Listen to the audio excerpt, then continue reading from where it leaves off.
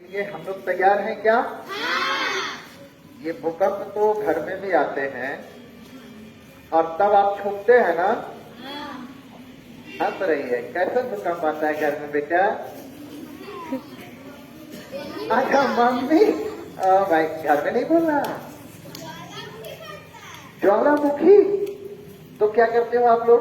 कैसे दुबक जाते हो कोने में और पापा भी आते हैं तो पापा को भी कहते हो कि पापा अभी मौसम अच्छा, भूकंप आने की संभावना, आइए आप भी मेरे साथ कोने में दरवाजे के पीछे छुप जाइए, कहते हो ना? तो असलिकवा भूकंप जब आए तब वही करना है कि दरवाजे के कमरे के कोने में, पलंग के नीचे, है ना? बुला लेते हो ना, पापा पापा पलंग के नीचे आप भी आ जाइए, कहे मम्मी बुलाती है, राइट ना? तो पलंग के नीचे, बेंच के नीचे, डेस्क के नीचे, सर को कवर करना है। कर ले? करके देखते हैं कि आप लोग कैसे कर रहे हैं। तो भूकंप का जो है मतलब अपना जिला नवादा जिला, ये भूकंप जोन 3 में है, ठीक है? जोन 5 तक है, 1 2 3 4 5। तो जहां जिस तेजी से भूकंप आता है उस हिसाब से वहां उस क्षेत्र को बांटा गया। जैसे हमारा पटना जोन 2 में है। एक रिसर्च बताता है कि टिहरी बांध जब बनाया गया तो उसकी ऊंचाई घटाने के लिए बहुत लोगों ने बहुत सारा आंदोलन किया, जिसमें एक सुंदरलाल बहुगुणा नहीं थी, एक महिला थी, सॉरी नाम याद नहीं आ रहा। उन्होंने बहुत आमरण अनशन और बहुत सारा कुछ किया कि इससे बहुत सारा नुकसान है, विस्थापन का नुकसान है, बहुत सारी चीजों का नुकसान है। उसके साथ कि अगर क्योंकि वो हिमालय के क्षेत्र में है तो ऑस्ट्रेलिया महादेश एशिया महादेश में घुस रहा है उसका प्लेट, और यही कारण है कि हमारा हिमालय पुराने जमाने में टेथिस नामक सागर था, जो आज दुनिया का सबसे बड़ा पहाड़ है, राइट ना?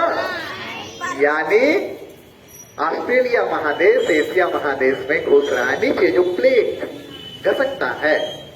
तो वहां इतनी ऊर्जा पैदा हो गई कि अगर भूकंप आएंगे तो रिएक्टर स्केल पे 9 का आएगा। अभी हाल फिलहाल ही भूकंप कई देशों में आया है ना, हजारों लोग मारे गए। तो अगर 9 का आ जाए तब क्या होगा? तब होगा यह कि पूरा विध्वंस हो जाएगा और टिहरी बांध ध्वस्त होगा। तो उसमें जितना करोड़ क्यूसेक पानी जमा है पटना तक जलमग्न कर देगा, ऐसा कहा गया था। तो उसकी ऊंचाई घटाने की बात करी गई थी। तो बहुत सारी बातें हैं। तो ये भूकंप जो है प्राकृतिक आपदा है, इसको हम लोग रोक। आपदा तो वही होता है ना जो न्योता देके नहीं आता है क्या? और ना ही पीछे देने आता है। एक के बार आता है तो आ जाता, मतलब बिन बुलाए मेहमान की तरह के तोहरा ही अलियो हाजी, अब पूरी तरकारी बनावो खाइए के जैबो।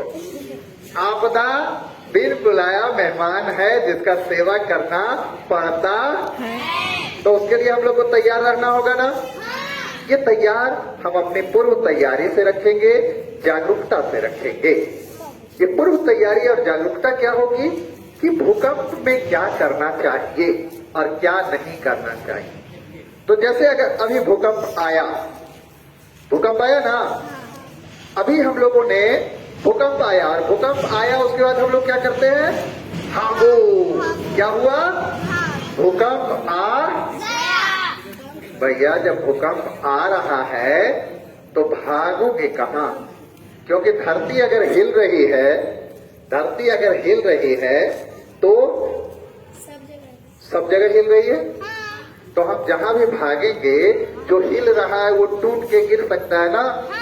पेड़ गिर सकता है, बिजली के तार टूट के गिर सकते हैं, बिल्डिंग गिर सकता है। तो भागने में हम बचेंगे क्या? फिर से हम अपना चित्त को स्थिर रखेंगे। भूकंप आया तो नजदीक में, सबसे पहले उस भूकंप से बचने के लिए नजदीक में हम दिमाग दौड़ाएंगे कि हम कैसे सुरक्षित स्थान पे पहुंच जाएं। राइट ना? ये सुरक्षित स्थान अगर स्कूल में आप हैं या घर में भी हैं तो क्या होगा?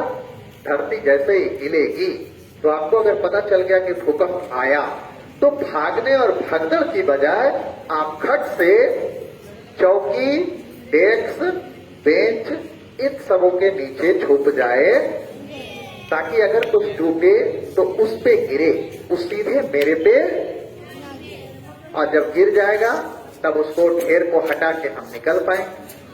राइट ना? तो ये तैयारी। दूसरी तैयारी क्या? भूकंप जब आया घर में तो हम घर के कोने में खड़े हो जाएंगे। दरवाजा का चौखट अगर मजबूत है तो वहां खड़े हो जाएंगे, ठीक है, ताकि वो बिल्डिंग गिरे हम पर नहीं।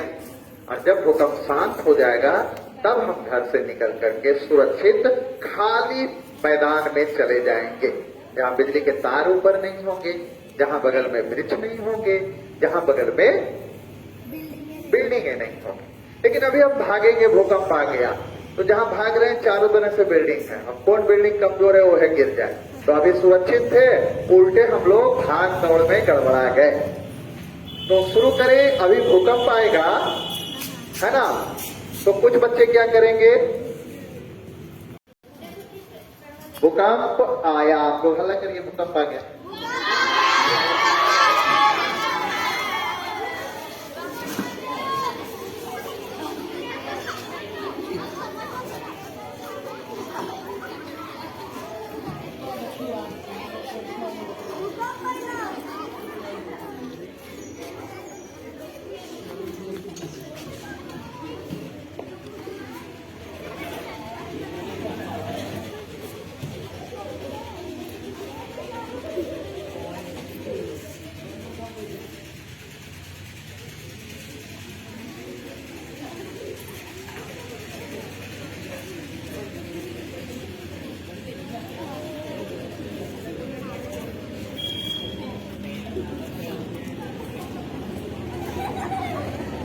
वापस आ जाइए।